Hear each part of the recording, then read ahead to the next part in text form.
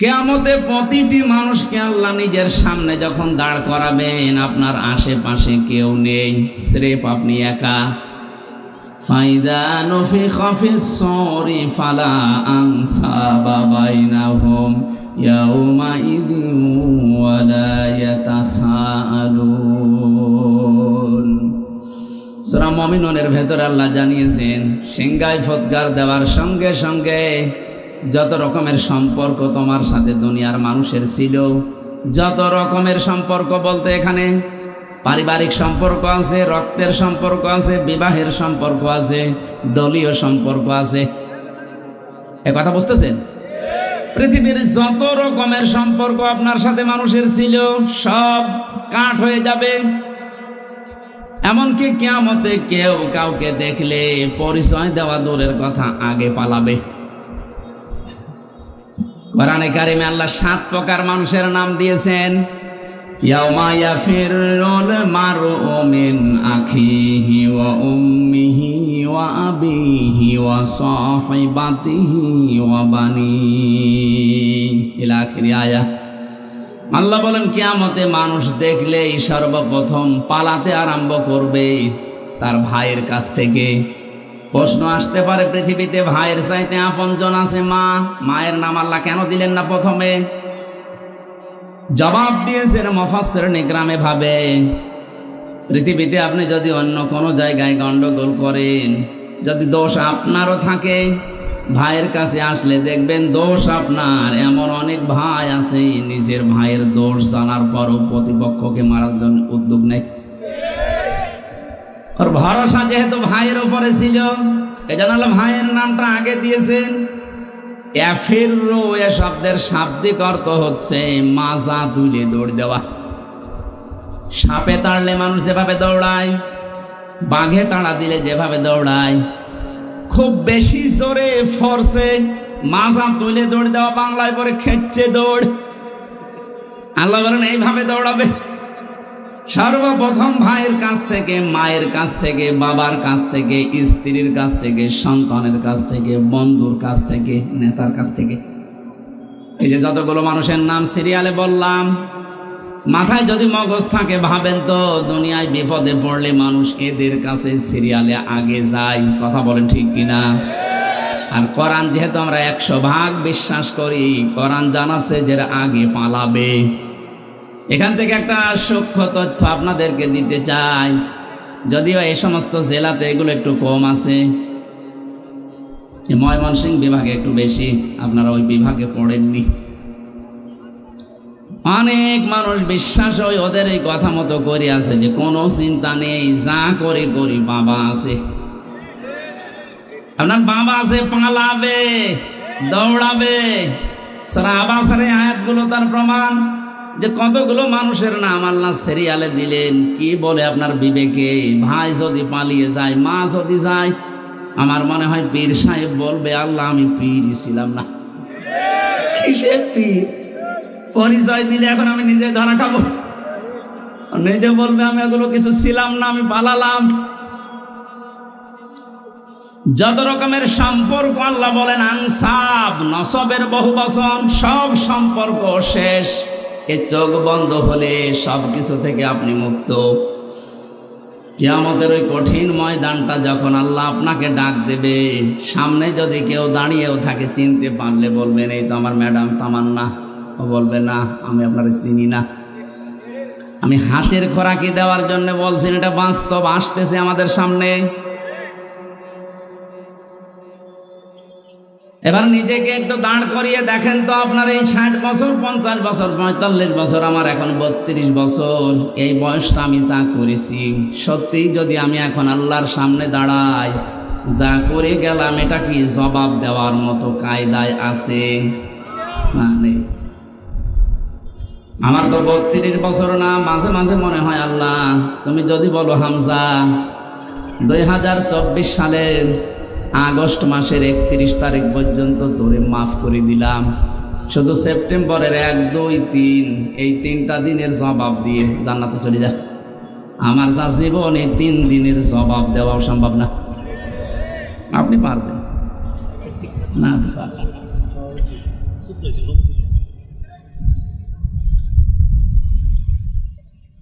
কঠিন বাস্তবতা আমার সামনে। কাবা শরীফ তাওয়াফ করছিলাম, যখন ষষ্ঠ চক্করে দেওয়ার সময় একটা দোয়া মনে আসতেছে, পড়ছিলাম আল্লাহ আল্লাহুম্মা ইন্নী আলাইয়া হুকুকাম ফিমা বাইনি ওয়া বাইনিকা। কাবার সামনে নিয়ে বলা হচ্ছে, মাবুদ আমি তোমার গোলাম, তুমি আমার মালিক, তুমি আমাকে গোলাম হিসাবে সেই নেই থেকে শুরু করে হামজা বানিয়েছো। আমি কিন্তু উল্লেখ করার মতো কিছু ছিলাম না, একেবারে নেই থেকে শুরু করে আজ হামজা পর্যন্ত তুমি বানিয়েছো। হ্যাঁ, আমার মা বাবা শুধু বিছানায় ছিল, এতটুকুই শেষ, বাকি কিছু করার ক্ষমতা তাদের নেই। বিজ্ঞান জানিয়েছে বাবার স্ফলিঙ্গ দিয়ে দ্রুত গতিতে পানিটা যখন বের হয়ে মায়ের রেহেমের ভেতরে যায়, 40টা দিনে মহান আল্লাহ এটাকে 4টা ভাগে ভাগ করেন। ফালিয়ানজুরিল ইনসানু মিম্মা খুলিকা মিম্মা দাফিকিন ইয়াখরুজু মিন বাইনিস সুলবি ওয়াত তারাইব। আলেম যারা আছেন একটু খেয়াল করেন তো, আল্লাহ বলেন মানুষকে নজর করে না তার জন্মের দিকে। আল্লাহ এমন একটা জায়গায় হাত দিয়েছেন, দুর্বল একটা জায়গা।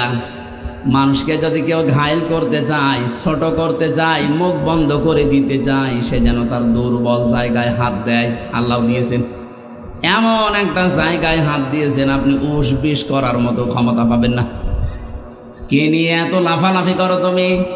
তোমাকে বানিয়েছি কি দিয়ে? দেখো যে পানিটা বাবার শরীর থেকে বের হলেই বাবার শরীর পর্যন্ত নাপাক হয়ে যায়, যেখানে লাগে ওই জায়গাটাও নাপাক হয়ে যায়। কথা বলে না কেন?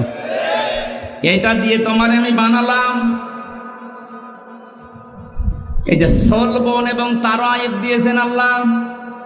আরবি ভাষায় সলবন এক বচন, তারাইব বহু বচন।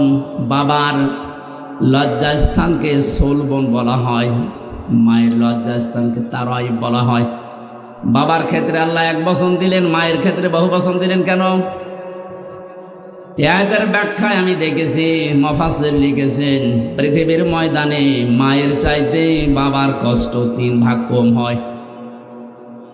বাবা শুধু বিছানায় থাকা পর্যন্ত, এখান থেকে শুরু করে দুনিয়ার মুখ দেখানো যত দায়িত্ব পালন করেছে আপনার মা। কোরআনে কারীম জানাচ্ছে, হামালাতুহু উম্মুহু ওয়াহানান আলা ওয়াহানি ওয়া ফিসালুহু ফি আমাইনি আনিশকুর লিল্লাহ ইলা আখিরি আয়াত। কষ্টের পরে কষ্ট সহ্য করে মা তোমাকে পেটে বহন করেছিল 10 মাস 10 দিন। এরপরে ডেলিভারির যে কষ্টটা, বিজ্ঞান এই শব্দটা নিয়ে গবেষণা চালিয়ে দেখেছে। আমরা যত পুরুষ এখানে বসে আছি, যত শক্তিশালী পুরুষ হোক, মোহাম্মদ আলী কিলে নাম শোনেননি? এই লোকটা পর্যন্ত 45 ইউনিট কষ্ট যদি তাকে দেওয়া হয় মারা যাবে। এর বাইরে আর সহ্য করার ক্ষমতা পুরুষদের শরীরে আল্লাহ দেয়নি। বিজ্ঞান জানাচ্ছে একটা মা যখন সন্তান দুনিয়াতে মুখ দেখাতে ডেলিভারির কষ্টটা সহ্য করে, কমপক্ষে তার কষ্ট হয় 57 ইউনিট। একবারে শরীরের 24টা হাড় ভেঙে গেলে যেমন কষ্ট হয়, আমার এই মুখটা দুনিয়াতে দেখাতে মায়ের ওই কষ্ট হয়েছিল। শুধু এতটুকুই শেষ করেননি, 2 বছর পর্যন্ত আমার মা আমাকে দুধ খাওয়িয়েছেন। এই 3টা বিষয়ের কারণে আল্লাহ পাক জন্মের ক্ষেত্রে যেখানে দিয়েছেন সেখানে বহু বছর মায়ের তারাইব। পৃথিবীর মানুষরা এই যে আনিশকুর লিল্লাহ এই শব্দের ব্যাখ্যা পড়তে গিয়ে একটা আশ্চর্য বিষয় আমার কাছে এসেছে।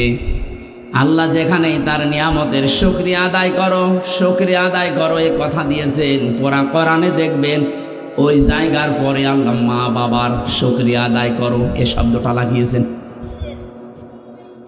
আব্দুল্লাহ ইবনে মাসউদ রাদিয়াল্লাহু তাআলা আনহু থেকে বর্ণিত একটা হাদিস পেয়েছি, আয়াতের ব্যাখ্যায় তাফসিরে হাক্কানিতে পাবেন। তিনি লিখেছেন, পৃথিবীতে কেউ যদি আল্লাহর নিয়ামত পাওয়ার পরে শুকরিয়া আদায় করে কিন্তু মা বাবার শুকরগুজারি করে না, ও যেন আল্লাহকেও মানে না। আজ এটা যদি আমাদের দেশে থাকতো তাহলে থানায় অন্তত মা বাবা নিয়ে সন্তানের দায়িত্ব কর্তব্য অবহেলা এরকম কোনো মামলা অভিযোগ ওনাদের কাছে যেত না। আশা করছি আজটা খুব ভালোভাবে চেষ্টা করবেন মানার। এটা গুরুত্বপূর্ণ এত বেশি, কিয়ামতে একটা প্রাচীর আল্লাহ বানিয়ে রাখবেন। এই যে প্রাচীর দেওয়া আছে, এখানে আল্লাহ কিছু মানুষকে দাঁড় করাবেন। ওই যে যারা দাঁড়িয়ে আছে মনে করেন ওইভাবে দাঁড়িয়ে থাকবে, ওইদিকে জান্নাত এইদিকে জাহান্নাম, ওদেরকে আল্লাহ জান্নাতে দেবে না। নবীজি বললেন ওদেরকে আল্লাহ জান্নাতে না দিয়ে দাঁড় করিয়ে রাখবে আরাফ নামক এই প্রাচীরের ওপরে, জান্নাত জাহান্নামের মাঝে। সাহাবীরা বলে হুজুর জান্নাতে দেবে না কেন? বলে মানুষগুলো দুনিয়াতে ইবাদত বন্দেগী করেছিল কিন্তু মা বাবার হক আদায় করেনি, এই জন্য জান্নাতে দিচ্ছে না। জাহান্নামে দিচ্ছে না কেন? বিশ্ব নবী বলেন জাহান্নামে দেয় না আল্লাহ এই কারণে, এই মানুষগুলো পৃথিবীর ময়দানে আর যাই করুক না কেন দিন কায়েম করা লাগবে, এই চেষ্টা সাধনায় লিপ্ত থাকতো। সূরা সাফের 10 নম্বর আয়াতের তাফসিরে আছে পৃথিবীতে যারা আল্লাহর দিন কায়েম করা লাগবে এই টেন্ডেন্সি নিয়ে চলে, কায়েম যদি হয় ভালো, না হলেও অসুবিধা নেই, কিন্তু এই চেষ্টা করার কারণে আল্লাহ একামতে দিন কায়েম করা এটা ফরজ, এই কারণে আল্লাহ তাদেরকে জাহান্নামে দেবে না। জাহান্নামে না দিলেও তো জান্নাতে দিচ্ছি না যাদের কারণে, যে বিষয়টা যদিও ছোট মনে হচ্ছে এটা কিন্তু অনেক বড় বিষয় আমাদের জন্যে। আজকে থেকে সিদ্ধান্ত নেওয়া লাগবে পৃথিবীর কোনো দিন যেন মা বাবার সাথে বিয়াদবি করা, তাদের সাথে তাদের হক নষ্ট করা আমার দ্বারা না হয়। যতই নামাজ রোজা করে পাগড়ি বেঁধে তসবিহ হাতে নিয়ে 24 ঘন্টা জিকির করি না কেন, মা বাবার হক যারা আদায় করেন না আপনি ওই প্রাচীরে দাঁড়িয়ে থাকবেন, জান্নাতে যেতে পারবেন না। আমি যে নেই থেকে শুরু করেছিলাম, এ পানিটা মায়ের রেহেমের ভেতরে যাবার পরে আধুনিক বিজ্ঞান যারা কোরআনে কারিমের আয়াতের তাফসীর বের করেছেন আমি দেখেছি, ওনারা বলেন যে এই মায়ের পানিটা বাবার পানিটা একসাথে মিলে 340-এর পরে 4টা জিনিস তৈরি হয়, চুল, রগ, হাড় আর পর্দা। রক্ত, গোশত, চর্বি আর চামড়া, 4-8টা জিনিস এক হয়। 6 মাস যখন আস্তে আস্তে বয়স হয়ে যায় মায়ের পেটের ভেতরে, তখন ক্ষুধার উদ্রেক দেখা দেয়, খাবারের প্রয়োজন হয়। আল্লাহ পাক বলেন আমি যে রব নামটা নিয়েছি এই জন্যে তোমাকে আমি 5টা জিনিস দান করি। ওয়াজআলা লাকুমুস সামআ ওয়াল আবসারা ওয়াল আফইদা ইলা আখির আয়াত। শ্রবণ শক্তি, দর্শন শক্তি, বাক শক্তি, আকেল শক্তি আর ঘ্রাণ শক্তি, এই 5টা আমি আল্লাহ দান করি মায়ের। তোমাকে তৈরি করার জন্য 8 5 13টা জিনিস এক হয়ে যায়, তখন আস্তে করে মায়ের পেট থেকে নিয়ে আসার ব্যবস্থা করি। আল্লাহু আখরাজাকুম মিন বুতুনি উম্মাহাতিকুম, মায়ের পেট থেকে বের করার দায়িত্ব আমি আল্লাহর। এখন অধিকাংশ মেয়েরা এই দায়িত্বটা দিয়েছে ডাক্তারকে। এই স্টেজে যারা বসে আছে তাকান তো, এদের একটার মাকেও সিজার করা লিখেছে। কথা বলছেন এখানে আমি সহজে কয়টা আছে তাকান, একটার মাকেও তো সিজার করা লাগলো না। আর এখন যারা আছে 100টা প্রায় 80টা সিজার ছাড়া হচ্ছে না। কারণ এই লোকটার মায়ের বিশ্বাস ছিল আল্লাহর উপরে যে পরিমাণ, এখন এদের বিশ্বাস, ওই বিশ্বাসটা দাঁড়িয়েছে ডাক্তারের উপরে। সন্তান পেটে আসতে দেরি, স্বামীকে বারবার নিয়ে চলো কোথায়? ক্লিনিকে। কেন? দেখা লাগবে পেটে জন্ডিস না লেডিস। 10 মাস 10 দিনে মনে হয় 4-5 বার করে আল্ট্রাসাউন্ড করে। বিশ্বাসটা আল্লাহর উপরে একেবারে ছেড়ে দিয়ে করে, ওর মাও করে বাবাও করে। এমনও শাশুড়ি আছে বলেন না আমার মেয়ে, আমার জাদুর কষ্ট হবে, সময় হওয়ার আগেই নিয়ে চলো। আল্লাহ বলেন ঠিক আছে যা, সে বীর্য থেকে শুরু করে এ পর্যন্ত নিয়ে আসলাম, এখন আমি বের করার রাস্তা তৈরি করে পায়ের বোনা চাপরে দিয়ে দিলাম। সম্মানিতা শাশুড়ি যারা আছেন, আমি যেহেতু নিজে ভক্ত, এটা আবার রেকর্ড হচ্ছে না তো, সমস্যায় পড়া। না, সত্য যেহেতু বলছি, শাশুড়ি যারা আছেন এত চাপ দিয়েন না। আপনার মেয়ের ওই সন্তানটা তৈরি করা যদি সেই বীর্য থেকে শুরু করে পর্যন্ত আল্লাহ সব পারে, যে 13টা জিনিস কেউ তো দেয়নি, আল্লাহ নিজে দিয়েছেন।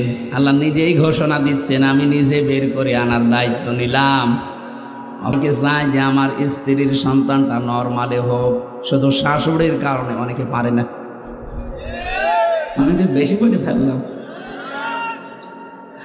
শাশুড়ি যারা আছে, আমার মনে হয় আগামী বছর আমার নাম শুনলে বদলা করবে যে হুজুর মরুক। না, আপনি সিজার করে আপনার মেয়েটাকে সংসার করার অনুপযোগী করে দিয়েছেন। আপনি হয়তো টের পাচ্ছেন না, বাস্তবতা বোঝেন। কিছুদিন পরে আপনার এই জামাই, যখন মেয়ের জামাই অন্য জায়গায় একটু উকি ঝুঁকি মারবে, লাইন করবে, তখন আপনি বড় দোয়া দেবেন। আপনি তো নষ্ট করে দিয়েছেন।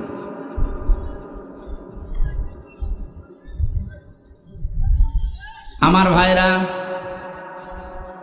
আল্লাহ রাব্বুল আলামিনকে কাবা শরীফ 6ষ্ঠ চক্কর দেওয়ার সময় বলা হয়েছিল, আল্লাহ তুমি ওই নেই থেকে শুরু করে এই যে হামজা পর্যন্ত বানালে আমারে, যত কিছু দেওয়ার দুনিয়াতে সব তুমি আমাকে দিয়ে দিয়েছো।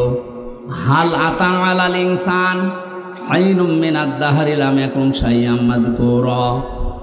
আমি তো জন্ম হওয়ার আগে উল্লেখ করার মতো কোনো বিষয়ও ছিলাম না।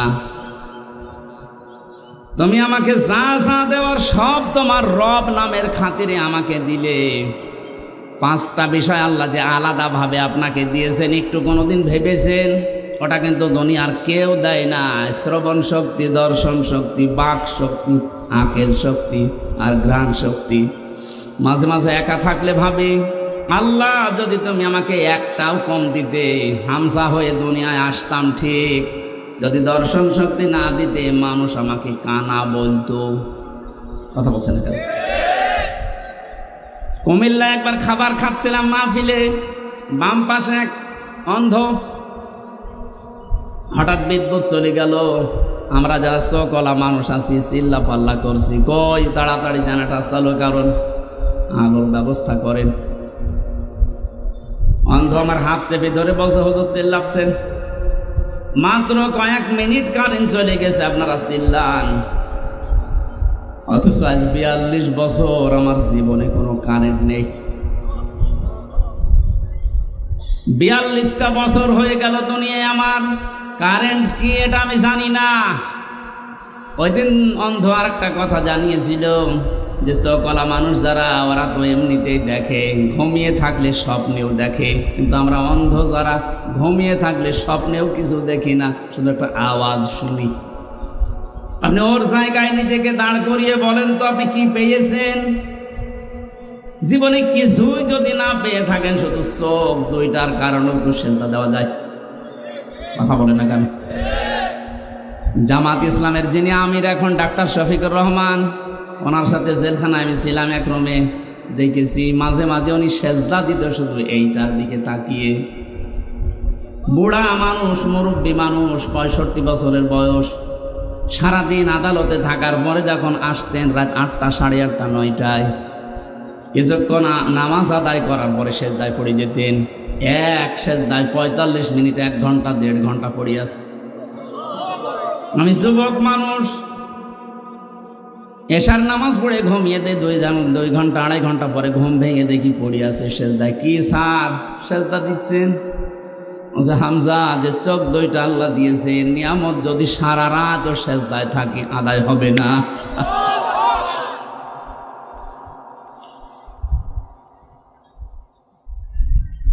এই জন্য নিজেকে 5টা জিনিসের সামনে মাঝে মাঝে একটু দাঁড় করান। আল্লাহ পাক যে নিজের দায়িত্ব নিয়ে আমাকে দিলেন, একটাও যদি ওটি কম দিতেন, আপনি নিজের দিকে ভাবিয়ে বলেন, উনি আজ টিয়নো হয়ে ওসি হয়ে বসে আছে, অন্ধ হলে দায়িত্ব দিত সরকার। হ্যাঁ বলেন, যদি শ্রবণ শক্তি না দিত, মানুষ কালা বলে ডাকতো আমাদের। এই জন্য কাবা ঘর তাওয়াফ করার সময় 6ষ্ঠ চক্কর, এটা আল্লাহকে বলা হচ্ছে, মাবুদ আমাকে তুমি নেই থেকে পর্যন্ত সব দিলে, কিন্তু তুমি তো আমার মালিক, তুমি তো কিছু পাও আমার কাছে বান্দা হিসাবে। আমি গোলাম হিসাবে তোমারে কিচ্ছু দিতে পারি নাই, তবে একটা জিনিস আমার কাছে আছে, আমি তোমার বান্দা, তোমার নাম যে গফফার, এই কারণে তুমি আমারে মাফ করে দাও। কিয়ামতের ময়দানে এই জন্য আল্লাহ যেহেতু প্রথমে আপনাকে স্রেফ একা ডাকবে, আমি তো 2-3 দিনের হিসাবে মিলাতে পারলাম না, কেউ পারবেন না, এই জন্য আপনি দাঁড়াবেন। কিয়ামতের বিচার ব্যবস্থায় যে 3টা সিস্টেম চালু হবে, আল্লাহ যদি কারো জন্যে ন্যায় বিচার করে, কেউ জান্নাত পাবে না। প্রশ্ন আসতে পারে, ন্যায় বিচার যদি না হয় তাহলে কি অবিচার হবে না? আল্লাহর বিচারে কোনো অবিচার নেই। কি কথা বলেন না কেন? আল্লাহর বিচারের সিস্টেমে কোনো অবিচার, বলেন বলেন। ন্যায় বিচার করলে আমরা কেউ আল্লাহর বানানো জান্নাতে যেতে পারবো না, তাহলে যাবো কি করে? একটা উপায় আছে, আল্লাহ যদি মাফ করে দেয় তাহলে। যেহেতু আপনাকে একা ডাকবে, নিজের সামনে দাঁড় করিয়ে, মাতাজালু কদামা বানি আদম আব্দি ইয়াউমাল কিয়ামাতি হাত্তা ইসআলান খামসিন আন উমরিহি ফিমা আফনা ওয়া আন শাবাবিহি ফিমা আবলা ওয়া আন মালিহি মিন আইনা ইকতাসাবাহু ওয়া ফিমা আনফাকাহু ওয়া আন ইলমিহি মাযা আমিলা ফিহি। মুত্তাফাকুন আলাইহি। ও কিশোরগঞ্জবাসী, আমি আমার ইমান থেকে কথা বলছি, নিজের দিকে মিলানি হাদিসটা। নবীজি বলেন, প্রতিটি মানুষকে আল্লাহ নিজের সামনে একা একা দাঁড় করিয়ে 5টা জিনিস জিজ্ঞাসা করবে। 1 নম্বরে বলবে, তোরে আমি একটা হায়াত দিয়েছিলাম 60, 70, 80 বছরের, কি করে কাটালি বলতো? আপনি ভাবেন তো, যে বয়সে আসেন, এখনই যদি আল্লাহর সামনে প্রথম প্রশ্নের জবাব, আপনি কি এখনো জোগাড় করতে পেরেছেন? না, পারি নাই আমরা। 2 নম্বরে জিজ্ঞাসা করবে, ওয়ান শাবাবিহি ফিমা আবলা, একটা যৌবন দিয়েছিলাম, যৌবনটা কি করে কাটালি বল। আমাদের যৌবন যেভাবে কাটছে, আমি তো দেখতে পাচ্ছি কোরআনের চোখ লাগিয়ে, যে আমরা অধিকাংশ মানুষ দাঁড়িয়ে থাকবো স্রেফ, কিছুই বলার ক্ষমতা আমাদের থাকবে না। 3 নম্বরে বলা হবে, কিভাবে সম্পদ উপার্জন করেছিলি বল। কালকে কোর্টে হাজী সেলিমকে তুলেছিল, যেভাবে মানুষ গালাগালি করছে, ঘৃণা করছে, থুতু মারছে, ডিম মারছে, যা করেছে কালকে ওনার সাথে, উনি যদি স্বাভাবিক জীবনযাপন করতে, যে যতটুকু সম্পদ হলে একটা মানুষের চলে, ওইভাবে চলত। উনি যা করেছে, আমার মনে হয় উনি একা না, 1000 বছরও যদি হায়াত নাই, যা করে রেখেছে ঢাকার বুকে, 1000 বছর হায়াত পেলেও সম্পদ পড়াবে না। অথচ বয়স এখন যা হয়েছে, যদি কালকেই মারা যায়, কি করলো বলেন? যে পুলিশগুলো আমার সাথে পেছনে পেছনে যাচ্ছিল, বলছে, হুজুর, আমাদের মতো বেতন পেয়ে হালাল রুজি উপার্জন করে যদি এই লোকটা এত সম্পদ কামাতে হতো, তো কিয়ামত হয়ে গেল, এ সম্পদের মালিক হওয়া সম্ভব ছিল না। আসলে বাস্তবতা এই, আপনি কি করে এত টাকার মালিক হন? আপনি বলেন তো, কি করে এত টাকার মালিক হওয়া যায় 15 বছরে? কত টাকা আছে আপনি নিজেই জানেন না। একটা দরবেশের দেখলাম 36,000 কোটি টাকা ঋণ। একটা দরবেশের যদি এই হয়, দরবেশ বাদ দিয়ে যারা আছে তাদের কি আছে? সম্পদ যা উপার্জন করছেন, বৈধটাকে খেয়াল করেন। একটা মানুষের চলতে কত টাকা লাগে। এটা কিছুক্ষণ আগে আমরা সবাই খাবার খেয়ে আসলাম, যে বাড়িতে হয়তো কম বেশি সবাই খেয়েছি পেট পুরেই। এখন যদি কেউ রাজভোগ সামনে এনে দেয়, আমাদের যে এখন অবস্থা, 1 কেজি বলে যে 20,000 টাকা কি 2,000 টাকা কেজি এই মিষ্টির আপনি খান, আমার তো মনে হয় এখানে এখন আর কারো খাওয়া সম্ভব না। এই তো আমাদের জীবন। 2,000 টাকা কেজি মিষ্টি পড়ে আছে, এখন আর খাওয়া সম্ভব না, কারণ আমার পেটে আর জায়গা নেই। কার জন্য আপনি কি করে যাচ্ছেন? কোন পথটা দিয়ে সম্পদ আসছে একটু হিসাবও করেন না। এই হিসাবটা নেই, এই জন্য আমরা বেপরোয়া হয়ে চলছি। এটা যত বেশি মানুষের ভেতরে টেন্ডেন্সি তৈরি হবে, না সম্পদ আমার কিভাবে আসে, কিভাবে যায়, এইটা যদি হিসাব করে চলে, এই দেশে দুর্নীতি মুক্ত হতে 41 সাল লাগবে না, 41 ঘন্টায় যথেষ্ট। এই শেষ শুধু দরকার। খলিফাতুল মুসলিমিন হযরত আবু বকর আমিরুল মুমিনিন, তিনিও তো আমাদের এদেশে যারা দায়িত্বে আছে এরকম রাষ্ট্রপ্রধান ছিলেন। তার স্ত্রী উম্মে রোমানা একদিন এসে বলে, স্বামী, বড় ছেলে আব্দুল্লাহ ও পায়েস খেতে চায়, আপনি দয়া করে রাষ্ট্রের যিনি খাজাঞ্চির দায়িত্বে আছে, অর্থমন্ত্রী বায়তুল মালে, তারে বলেন আগামী মাসের বেতন যেন আমাদের আগেই দিয়ে দেয়। অনেকে অর্থমন্ত্রীর কাছে বললেন আগামী মাসের বেতনটা একটু দিয়ে দেন। মন্ত্রীও বানিয়েছিল ওই রকম, ডাক দিয়ে বলে, খলিফা আপনি আগামী মাস পর্যন্ত বেতন চান, আগামী 1 মাস বেঁচে থাকবেন, ওইটা একটু লিখে দেন। অনেক বলছে ঠিক আছে, আমার বেতন লাগবে না। বাড়িতে যে স্ত্রীকে শুনিয়েছে যে এটা বলেছিলাম, আমাকেই শুনিয়েছে।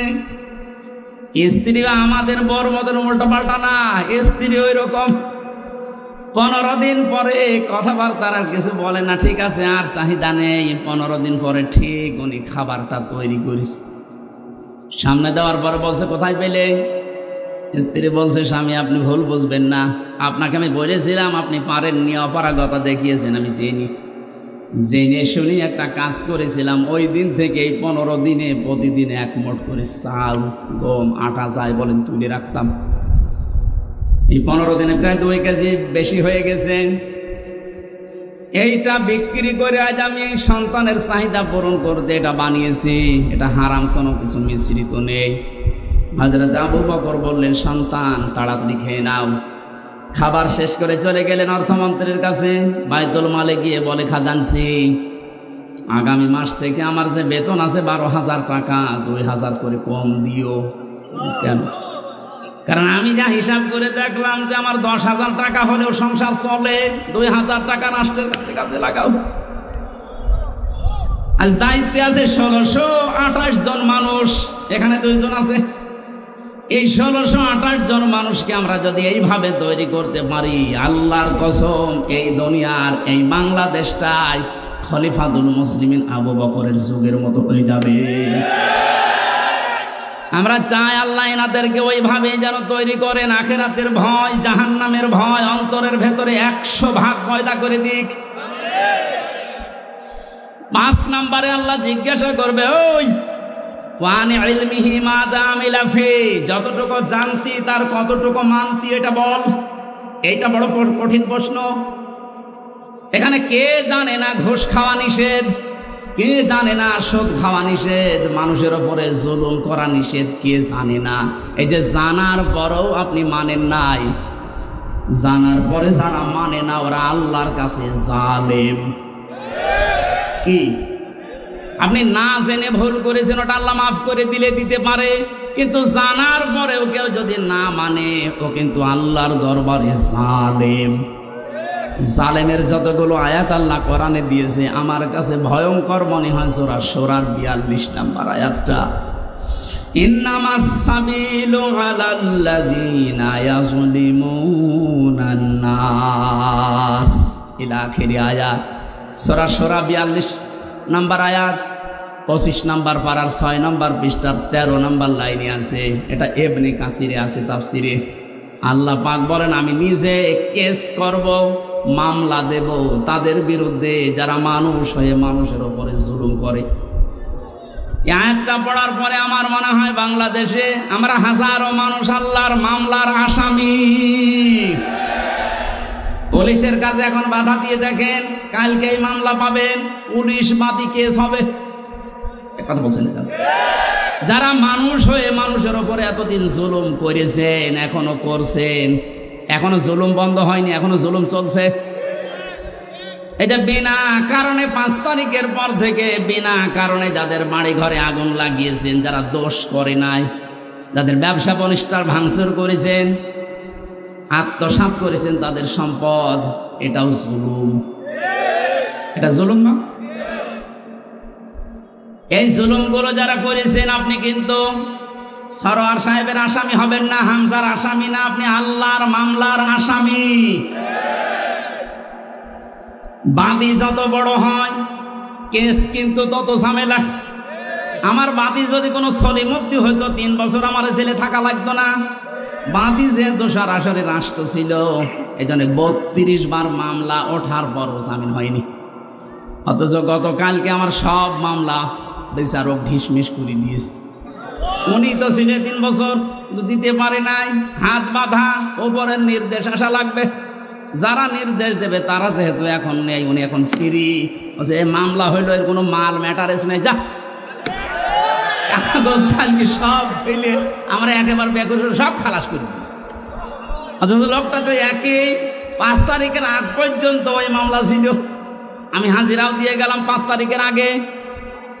মাত্র এই কয়েকদিনের ভেতরে পুরা উল্টিয়ে বসে। কি আমি মনে করলাম প্রশ্ন করি, স্যার আপনি তো এখানে ছিলেন, মাল ম্যাটারেস কিছু নেই এর ভেতরে, আপনি এর আগে দেখেননি?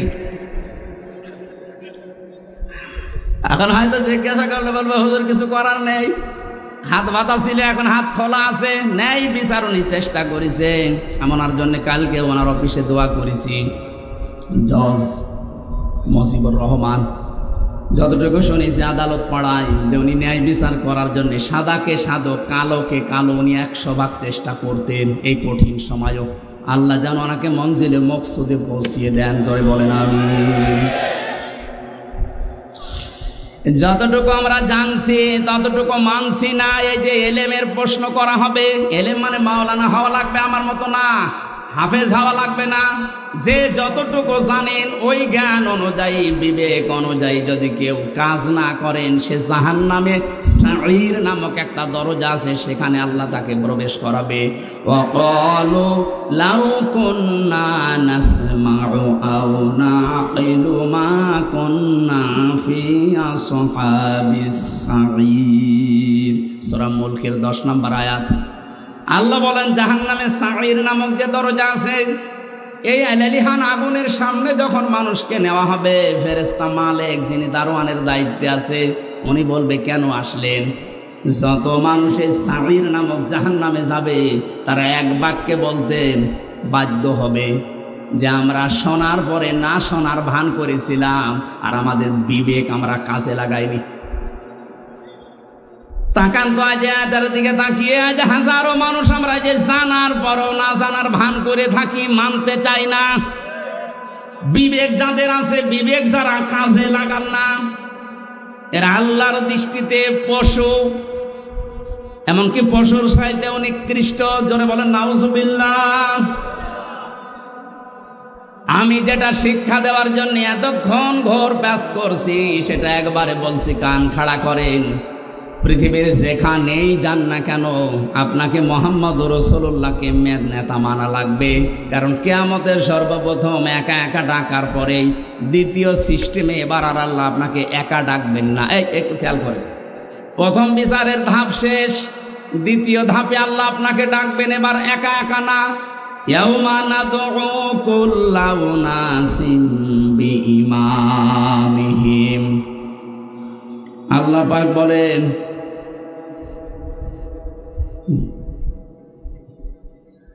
আল্লাহ পাক বলেন সূরা এটা বানী ইসরাঈলের 72 নম্বর আয়াতের প্রথম অংশে আছে, কিয়ামতে এবার সিস্টেমে আমি ডাকবো মানুষকে তার নেতার সাথে, ইমামের সাথে। কিশোরগঞ্জবাসী, এটা আখিরাতের সম্পর্কিত, এই জন্য আমি বিষয়টা ক্লিয়ার করছি। কিয়ামতে আল্লাহ মানুষকে দ্বিতীয় ধাপে ডাকবেন একা একা না নেতার সাথে? আগে নেতা, এরপরে কর্মী। আপনার বিবেককে এবার জিজ্ঞাসা করেন তো, যে নেতাকে আপনি মেনে চলেন, এ যদি কিয়ামতে আল্লাহর সামনে দাঁড়ায় আর আপনি তার পেছনে, ওর যা চরিত্র, ওর যা সোরাত সিরাত, ওরে দেখে আল্লাহ মাফ করবে বলে মনে হয়? বলছেন না, ও তো ধরা খাবে।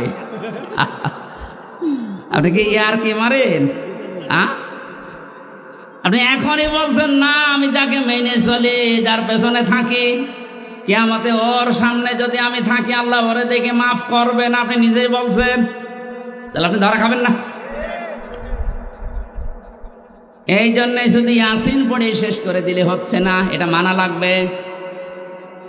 বিশ্ব নবী বাদ দিয়ে অন্য কেউ যেন আপনার আদর্শ মরণ পর্যন্ত আর না হয়, এটা খেয়াল রাখবেন। কারণ নবীজি যদি সামনে দাঁড়ায় ওই দিন, আপনি পেছনে থাকলে আপনাকে দেখা লাগবে না, বিশ্ব নবীকে দেখে আল্লাহ মাফ করে দেবে। ইয়াসিনের যত শব্দর ব্যাখ্যা আছে সব বলতে 33টা পেয়েছিলাম আমি। এত বলতে গেলে সময় চলে যাবে। আমরা 2টা আয়াত কোরআন থেকে পড়েছিলাম, এক আয়াতের কিছু কথা তাফসীর আকারে বলছি। সূরা জমা থেকে পড়েছি একটা আয়াত। কি সূরা জমা? জমা মানে এক জায়গায় হওয়া, একত্রিত হওয়া। আমরা যেহেতু 7 দিন পর পরে মুসলিমদের একটা অনুষ্ঠান আছে জমার নামাজ, ওখানে এক জায়গায় হই। নামাজ পড়ার পরে আপনার কাজ কি? ইসলামে তো শুধু ইবাদত হিসাবে শুধু নামাজই না, নামাজ যখন শেষ হয়ে যাবে তখন আপনি আর মসজিদে বসে থাকতে পারবেন না।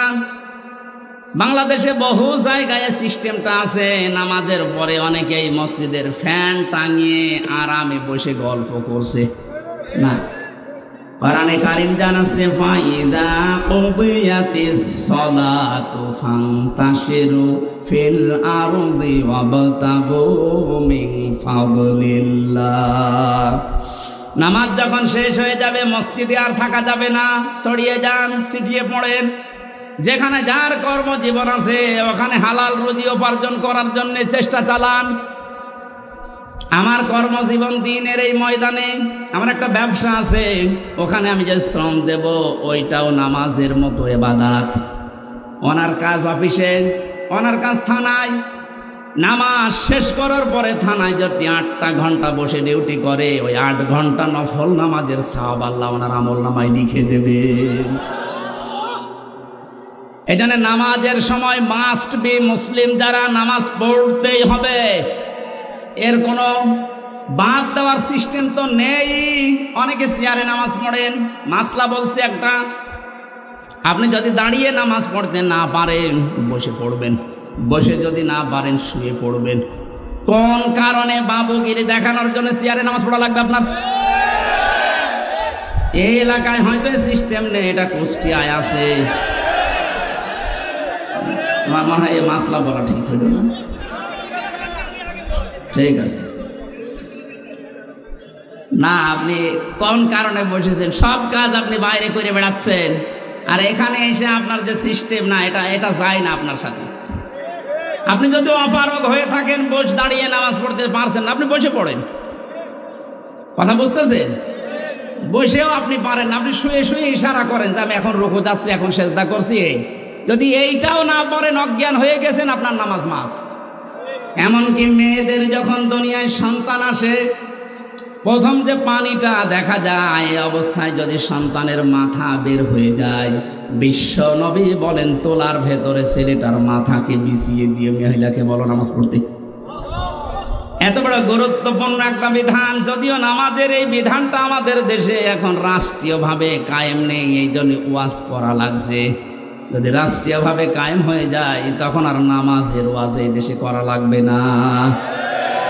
আল্লাহ যেহেতু একটা সুযোগ আমাদের সামনে দিচ্ছে, নামাজ রাষ্ট্রীয়ভাবে কায়েম থাকলে কি শান্তি পাওয়া যায় ওটা এখনো দেখেননি। আমি বিশ্বের বহু দেশে ঘুরেছি, কিছু কিছু জিনিস আঁচ করতে পেরেছি। কোরআনে কারিমের বিধানটা যেন আল্লাহ আমাদের চর্ম চোখে দেখায় যে নামাজ রাষ্ট্রীয়ভাবে দেশে কায়েম হয়ে গেছে। বলেন আমিন। আর এটা কায়েম করবে ফেরেশতারা? কথা বলে দেখেন, যারা ওই জায়গায় বিলটা পাস করবে এরকম মানুষকে আল্লাহ যেন দায়িত্ব দেন। তাহলে নামাজ শেষ করবেন কেন? কারণ পৃথিবীতে রহমত ছাড়া বেঁচে থাকার সম্ভব না। আপনি এক পা ফেলেছেন আর এক পা ওঠাবেন, এই পা তুলতে গেলেও রহমত লাগবে কার? আপনি যদি নিজের মাস্তানিতে চলতে চান পারবেন না। কোরআনে কারীম জানাচ্ছে প্রতিটি মানুষের এই পায়ের পেছনে প্রতিটি কদমে কদমে একটা ফেরেশতা সাহায্য করে। আল্লাহ যদি অর্ডার দিয়ে দেয় এর কদমে আর সাহায্য করবেন, আপনি প্যারালাইজড হয়ে পড়ে থাকবেন। এই জন্য যেহেতু রহমত দরকার, আর পৃথিবীর যত রহমত আছে সব দরবারে, গাছতলায়, মাজারে, কোথায়? কোরআনে কারিমে আল্লাহ রাব্বুল আলামিন বলেন ফাইদা কুদিয়াতিস সালাতু ফান্তাশিরু ফিল আরদ। নামাজ যখন শেষ হয়ে যায়, এই আয়াতের ব্যাখ্যা করতে গিয়ে আমি ইবনে কাসিরে পড়তে পড়তে পেয়েছি যেহেতু আমাদের জীবনে রহমত দরকার, দুনিয়ার কোনো জায়গায় এত রহমত নেই যত রহমত আল্লাহ তার ঘর মসজিদে রেখেছেন। এখানে প্রবেশ করার প্রথমেই মানুষকে বলা লাগে কি, আল্লাহুম্মা আফতাহলি আবওয়াবা রহমাতিকা, হে আল্লাহ আমি তোমার রহমতের জন্য এসেছি, যত দরজা আছে একটা না আবওয়াব, সব দরজা খুলে দাও। তাহলে মসজিদের জন্য রহমতের জন্য কোন জায়গা? আরো জোরে। এটা পাওয়ার জন্য মসজিদে যাবেন তো। যত কাজ থাক সব আজান হওয়ার পরে স্টপ, আগে ফরজ নামাজটা শেষ করেন, খুব জরুরি হলে আপনি ফিরে আসেন, এরপরে আপনি আবার কাজে লাগেন। নফল সুন্নত যদি পড়তে না পারেন, সময় যখন পান পড়ে নিন, কিন্তু ফরজ মাফ নেই, মাস্ট বি। ফরজ নামাজ মরণের আগ পর্যন্ত ছাড়া যাবে না। কেউ যদি ফরজ নামাজ ছেড়ে দেয়, আল্লাহ বলেন আমি ওর দায়িত্ব ছেড়ে দেই। টের পেয়েছেন কত বড় কথা এটা? আপনি আল্লাহর দায়িত্বেই থাকবেন না। এই জেলায় যিনি এসপি আছেন, পুরা জেলার মানুষকে কন্ট্রোল করার জন্য, নিরাপত্তা দেওয়ার জন্য সরকার তাকে দায়িত্ব দিয়ে এখানে পাঠিয়েছেন। এই কটিয়াদির মানুষগুলো সহজ সরলভাবে চলতে পারে, নিরাপত্তা নিয়ে চলতে পারে, সব কাজ নির্বিঘ্নে যেন করতে পারে, এই জন্য দায়িত্ব দিয়েছে সরকারি নারে। এই কথা বলছে, ওনার দায়িত্বের বাইরে চলে গেলে আপনি কিন্তু বিপদের সম্মুখীন হবেন। পুলিশ এখন নেই, এই জন্য আমরা এখনো আতঙ্কগ্রস্ত। এটা কাটেনি। কুষ্টিয়া থেকে পর্যন্ত কাল আমি 4:30টার সময় এসে পৌঁছিয়েছি। পুলিশ যেহেতু এখন সেরকম অ্যাক্টিভ না, এই জন্য হাজারো ভয় মনের ভেতরে, না জানে আবার কে গাড়ি থামায়। ওনারা যে দায়িত্বে আছে, ওই দায়িত্বের ভেতরে আপনাকে থাকা লাগবে, শান্তি স্বস্তি নিরাপত্তা নিয়ে থাকতে পারবেন। আল্লাহ পাক বলেন আমার রহমতের বাইরে চলে গেলে তুই 1 সেকেন্ডও টিকে থাকতে পারবি না। এই জন্য রহমতের জন্য মাজারে যাবেন না মসজিদে? আরো জোরে। মসজিদে বসে থেকে কাজ শেষ তা না, নামাজ ফরজ শেষ, সুন্নত নফল মসজিদে পড়ার দরকার নেই। এই মাসলাটা মনে রাখবেন, সুন্নত নফলের জন্য বাড়ি বা যেখানে বসবাস করেন ওই জায়গা, কিন্তু ফরজ নামাজের জন্য পুরুষের জায়গা মসজিদ। নামাজ শেষ হওয়ার পরও বসে বসে আপনি গল্প করছেন, ফ্যান চালিয়ে দিয়েছেন, কে বিল দেবে কি আপনার বাবা নাকি? এই জন্য এটা জায়েজ নেই। যারা এগুলো করছেন এটা বন্ধ করেন। হ্যাঁ, দিনের কোনো শিক্ষা নেওয়ার জন্য, তালিম নেওয়ার জন্য বসে আছেন, সেটা আলাদা। তাছাড়া মেয়ে বিয়ে দেবেন, ধান লাগাবেন জমিতে, এই নিয়ে আপনি গল্প শুরু করেছেন নামাজের পরে মসজিদে ফ্যান ছেড়ে দিয়ে। আমার দাদা একটা গল্প বলছিল শিক্ষার জন্য। কিছু মানুষ নামাজ পড়ে না, কোনো ওয়াক্তে যায় না, কিন্তু এলাকাতে বিদ্যুৎ নেই, সোলারে চলে, মসজিদে জেনারেটর দিয়ে ফ্যান চালায়। লোকজন যে বলছে মুয়াজ্জিন সাহেব আমরা নামাজ পড়বো না, এশার নামাজ পড়ে মানুষ যখন সব চলে যাবে চাবি দিয়ে দেবেন, ফজরের আজান দিতে আসবেন, চাবি নিয়ে নেবেন, অসুবিধা নেই, আমরা ফ্যান ছাড়া আমাদের খুব কষ্ট হচ্ছে। মুয়াজ্জিন বলছে এমনি এমনি দেব, ঠিক আছে, মাসে আপনাকে গোপনে আমরা 4 জন মিলে 2000 টাকা দেব, ঠিক আছে। এশার নামাজ পড়ে সব বাড়ি চলে যায়, ওরা আসে রাত 9:30 10টায়। মসজিদে প্রবেশ করে মানুষ 4 জন, ফ্যান দিয়েছে 10টা। ফ্যানের নিচে যাদের ঘুমানোর অভ্যাস নেই, ওরা যদি একবার ফ্যান পায় ঘুমাবে না মরে যাবে, মরে গেছে। এমন ঘুম, একবার ফজরের সময় মুয়াজ্জিন এসেছে, আজান দেবে, যে লাইট দিয়েছে দেখেন আউযুবিল্লাহ, কারো কাপড় ঠিক নেই, মাঝখানে দাঁড়িয়ে চিল্লানি দিয়েছে। মসজিদে থাকা জায়েজ নেই। রাত বাদ করে ওটা বলছে মুয়াজ্জিন সাহেব কি ফতোয়া দিলেন, মসজিদে থাকা জায়েজ নেই মানে? হ্যাঁ, মসজিদে থাকা জায়েজ নেই, ফতোয়া দেন, দলিল কি বলেন? দলিল কি? আমি নিজে দেখলাম। কিসের দলিল দেব? কোন দলিল লাগবে না, বিনা দলিলে হারাম। নামাজ শেষ হওয়ার পর আপনি কোন কারণে আল্লাহর ঘরে বসে বসে সময় কাটাবেন, কি দায়িত্ব আপনার? এই জন্য আল্লাহ আয়াত নাজিল করে জানালেন নামাজ শেষ, ছড়িয়ে যা, ছিটিয়ে পড়, অবতাগু মিন ফাদলিল্লাহ, আল্লাহর অনুগ্রহ, ফজল কোথায় পাওয়া যায় সেখানে দৌড়িয়ে যা। এই যে ফজল মানে রিজিক, ফজল মানে, এই জন্য মসজিদ থেকে বের হওয়ার সময় মানুষ দেখবেন বলে আল্লাহুম্মা ইন্নী আসআলুকা মিন ফাদলিকা, হে আল্লাহ আমি তোমার কাছে চাই ফজল, অনুগ্রহ, রিজিক। কিন্তু শব্দের দিকে খেয়াল করলে যেটা দেখা যাচ্ছে, আল্লাহ কিন্তু নামাজের আগে ওয়াজকুরুল্লাহ দেননি, যে নামাজ পড়তে গেলে আল্লাহর জিকির বেশি বেশি কর নেই।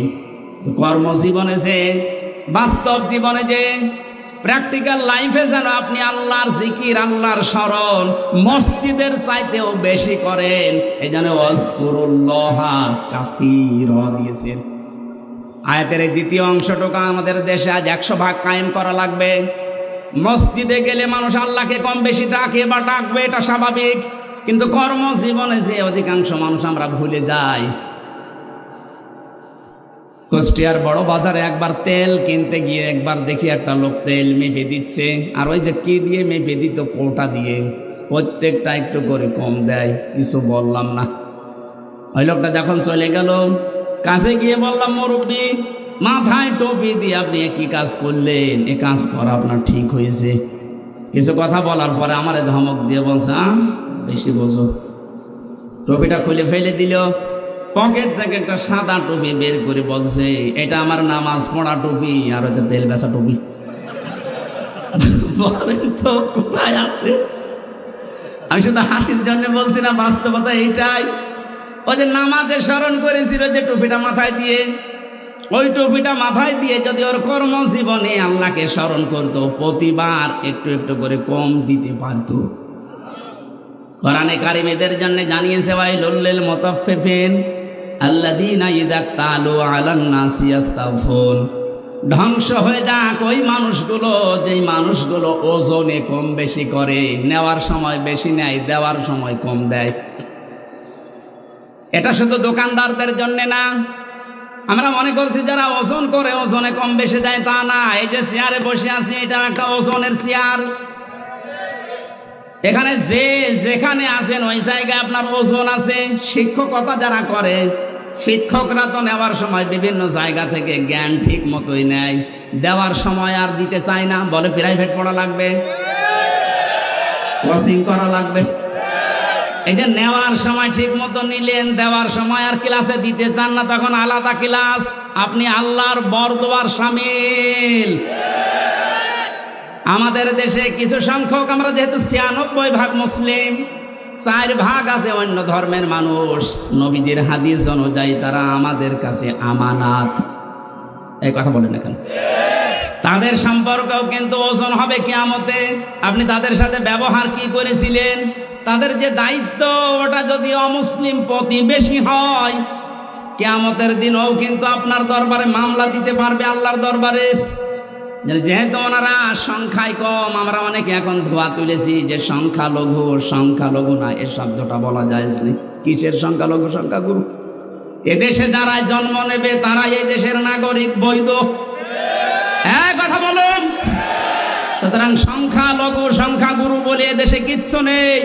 একটা বিশৃঙ্খলা তৈরি করার জন্য কিছু মানুষকে দিয়ে এই কাজ ওরা করাচ্ছে। হিন্দু ভাইরা যারা আছেন, খ্রিস্টান বা অন্য বৌদ্ধ যারাই আছেন এদেশে, যাদের জন্ম, আমার যেমন অধিকার আছে, আমি 96% তাতে কি, আপনি 4% তাতে কি, আপনার ঠিক ওই রকমই অধিকার আছে। আপনার ধর্ম আপনি 100% নিরাপত্তা নিয়ে পালন করবেন, কোনো বাধা নেই। বাধা যে দেবে তারে প্রতিহত করা ফরজ। ওনাদের সাথে ভালো ব্যবহার করা ইবাদত। আকুলু লিন-নাসি হুসনা। আল্লাহ বলেন আকুলু লিল মুসলিমিনা হুসনা। মুসলমানের সাথে হাসি মুখে কথা বললে সওয়াব হয় না। লিন-নাস, মানুষের সাথে হাসি মুখে কথা বললে সওয়াব হয় সাদকা দেওয়ার। হিন্দু কি মানুষ না? খ্রিস্টান মানুষ না? এজন্য ওনাদের সাথে মানুষের মতো আচরণ করা লাগবে। এটা একটা ইবাদত, এটা কর্মজীবনে এটার একটা কর্ম। আমাদের এই এলাকায় আছে কিনা জানি না, আমাদের এলাকাতে হিন্দু নেই। এই এলাকায় যদি অমুসলিম কেউ থাকে, আপনারা মুসলিম বেশি, তাতে কি, তাদের সাথে আচরণ করা লাগবে। কারণ এটা একটা ওজনের স্তর। কিয়ামতে এইটাও পাল্লায় মাপ দেওয়া হবে। এমন কোনো কাজ যেন আমরা না করি যে এই কারণে আবার ধরা খেয়ে যাচ্ছে। বিশ্বনবী জানিয়েছেন, কোন এলাকায় যদি অমুসলিমরা থাকে, তারা তোমাদের কাছে আমানত। ওদের উপর যদি অত্যাচার করো বিনা কারণে, কিয়ামতে আমি নবী তোর বিরুদ্ধে মামলা দায়ের করবো, ওর পক্ষ নিয়ে। এখানে এলাকায় যদি এরকম কিছু করে থাকেন, নামাজ পড়ছেন, রোজা রাখেন, পাগড়ি মাথায় দিয়ে আসেন, কিন্তু ওদের অধিকারগুলো আপনি নষ্ট করেন, ওদেরকে ভীতি সন্তুষ্ট হয়ে রাখেন না, কিয়ামতে আপনি নবীর মামলার আসামি হবেন। নবী শেষ পর্যন্ত ওই হিন্দু লোকটার পক্ষ নিয়ে, ওই খ্রিস্টানের পক্ষ নিয়ে আপনার বিরুদ্ধে দাঁড়াবে। নবী যদি আমার বিরুদ্ধে দাঁড়ায়, আল্লাহ মাফ করে দেবে। এই বিবেকটুকু কাজে লাগে না? কখনো ওদের অধিকারগুলো যেন নষ্ট না হয়। ওদের পূজা প্রবণ যা আছে পাহারা দিয়ে করানো লাগবে। যদি ওদের ইবাদতে কোনো বিঘ্ন হয়, আপনি দায়ী থাকবেন কিয়ামতে। আল্লাহ আমাদের বোঝ দান করুন, বলেন আমিন। আযকুরুল্লাহ, এই জিকির বলতে শুধুমাত্র সুবহানাল্লাহ সুবহানাল্লাহ না, যেখানে যে বিধান আছে আল্লাহর, ওই বিধানটা ওখানে পালন করে দেখানোর নাম হচ্ছে জিকির। ওসি সাহেবের জিকির কি? ওনার সামনে একজন মানুষকে ধরে কনস্টেবল পিটাচ্ছে, ওনার কিছু বলাও লাগবে না। উনি যদি চেহারাটা নিয়ে সামনে দাঁড়িয়ে বলে, ওই বেটা কি করিস, ওই এমনি বেঁচে যাবে। তাহলে ওই জায়গায় ওনার জিকির কি? ওখানে যে খালি ওনার চেহারাটা দেখানো, এই বেটা কোন কারণে এর উপর অত্যাচার করিস, এটা ওনার জিকির। এটা ওনার কি? ওনার এই সুবহানাল্লাহ সুবহানাল্লাহ করার দরকার নেই, ও চেহারাটাই জিকির। যে যেই পর্যায়ে আছে তার নিচে যারা আছে তাদের প্রতি দায়িত্ব পালন করা আল্লাহর জিকির। আল্লাহ এই জিকিরগুলো বেশি বেশি করার কথায় আয়াতে জানিয়েছেন, যদি তোমরা করতে পারো লাআল্লাকুম তুফলিহুন, আশা করা যায় তোমরা সফল হবে। তুফলিহুন শব্দের ব্যাখ্যা আধুনিকভাবে মুফাসসিরিন ইকরাম করেছেন। এই যে স্মার্ট বলি আমরা, স্মার্ট বলি না, ডিজিটাল বলি আমরা, এই শব্দগুলোর বাংলা অর্থ এটা দাঁড়ায়। এই জন্য আমরা যদি ডিজিটাল, স্মার্ট আরও যা আছে এগুলো যদি উপহার দিতে চাই শান্তি, স্বস্তি, নিরাপত্তার বাংলাদেশ, এই আল্লাহর জিকির, আল্লাহর আইন, আল্লাহর স্মরণগুলো খুব বেশি বেশি করা লাগবে আমাদের প্র্যাকটিক্যাল লাইফে। আল্লাহ আমাদের তৌফিক দিন, বলেন আমিন। মা বোন যারা এসেছেন, আপনাদের জান্নাতে যাওয়ার জন্য বিশ্বনবী মাত্র 4টা কাজ দিয়েছিলেন। 5 ওয়াক্ত ফরজ নামাজ পড়া, রোজা রমজানে রাখা, নিজের শরীরকে পর্দায় রাখা। বিশেষ করে 14 জন পুরুষ থেকে 14টা পুরুষ বাদ দিয়ে বাকি কোনো পুরুষের সামনে গেলে মুখমণ্ডল, হাতের কবজি, পায়ের পাতা বাদ দিয়ে পুরা শরীর আপনাকে ঢেকে রাখা লাগবে। 4 নম্বরে স্বামী যাদের আছে তাদের জায়েজ কথাগুলো শুনে আপনি তাকে খুশি রাখবেন। জান্নাতের 8টা দরজা আপনার জন্য খোলা থাকবে, যে কোনো দরজা দিয়ে আপনি প্রবেশ করতে পারবেন। আল্লাহ আমাদের তৌফিক দিন।